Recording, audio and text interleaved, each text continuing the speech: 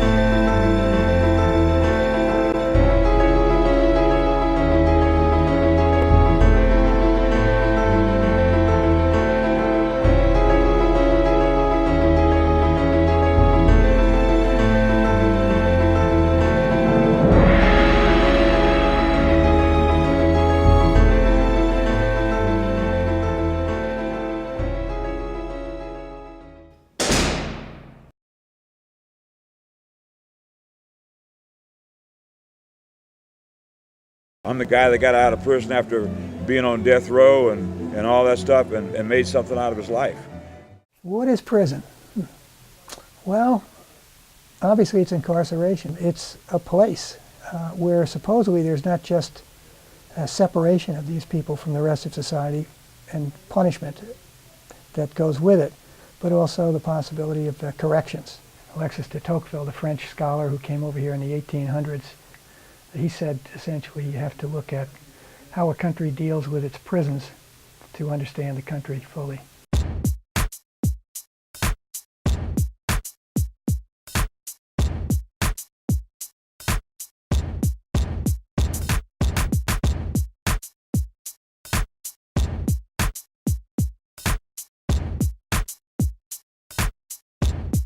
I started filming Life of Crime right after my motorcycle was stolen, and was locked up down here in the lobby of the building, and one day it was gone. I was really mad. You know, it was my motorcycle and somebody stole it. What would make somebody commit a crime against me? Who were these people and why did they do it?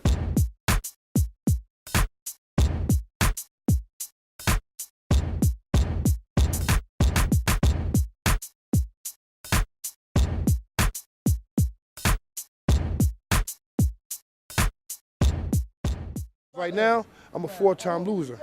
I got 4 felonies. I was one of those violent dudes out here. I was one of those dudes that's taken from other people. But if I'm taking from this man, now that I'm older, I'm taking from their kids.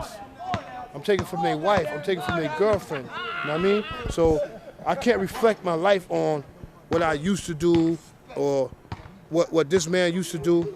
I can only reflect on what I'm trying to do. I just got done doing 7.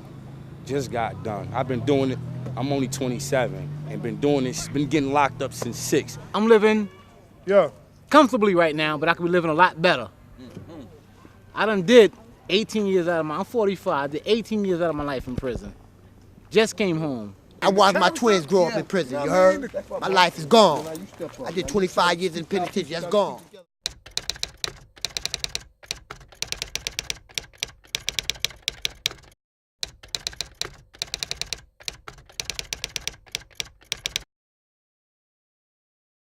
I've been a correction officer for approximately 12 years. Most days our routine starts off with a head count, getting cleaning carts in, getting razors in, and then into the normal routine of whatever's going on for the day.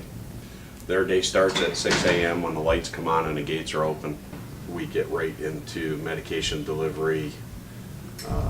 From there we go to rec, exercise, and any other, if they have court, we'll get them ready to go to court. If they got medical appointments outside the building, we'll get them ready for that. I've been a corrections officer for about 4.5 years. Most days around here are generally quiet. We treat the people, I think, pretty fairly. So a lot of them don't have a lot to complain about or gripe about. There are always a few that no matter what you do, they're never happy. But typically things here go pretty smooth and we don't have a lot of problems.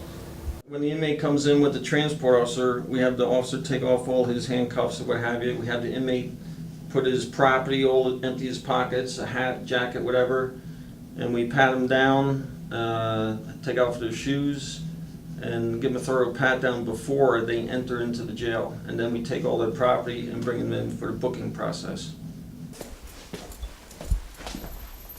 When we're escorting inmates down the hall like that officer just was, tell them walk the line, walk the right line, don't touch anything, no talking in the hall, and walk them right down to wherever they're heading.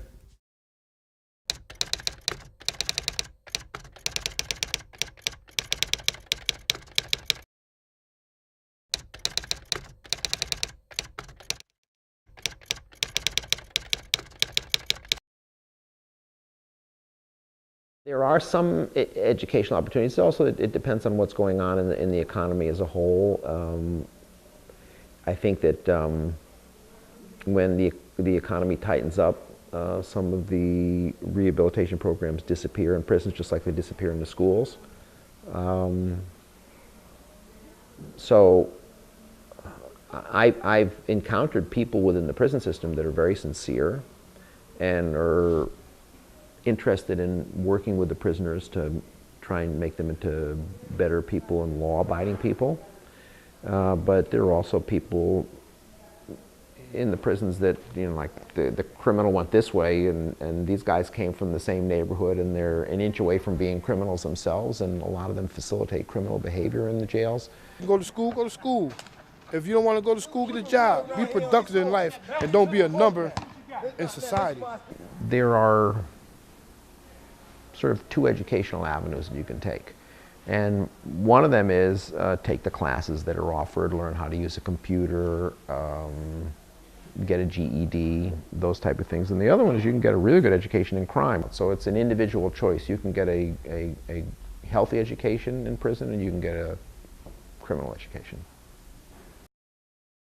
Well, we have the GED room, and if they do not have a high school diploma or they're a minor, they can sign up and come up for GED 5 days a week, and generally a couple, 3 hours a day, depending on how long the teacher stays. We've had a fair number of inmates, I think, get their GED here, and my feeling is as long as they're here, they might as well make use of the time and go for it. Some do, some don't. I mean, but it's their choice. You can't force them to do it. And a number of colleges like Marist and Vassar in the Poughkeepsie area have developed courses where professors are very anxious and eager to go in and teach sociology, political science, a wide range of courses now. Now this does wonders for the relatively small percentage of prisoners who are ready and capable and willing to do it. Hopefully once they get out, they've got something to go on now. They get themselves a good job, and hopefully a better job than the average man, can without a GED. Recidivism rates go way, way down as a result of that college experience. And a bunch of them get degrees, and so their job prospects improve. You got a chance to go to school? Get that. I had to get education in school, in prison. I still can't get a motherfucking job. I got a BA degree in accounting. What the fuck I got? Who gonna hire me? I get 25 years in penitentiary.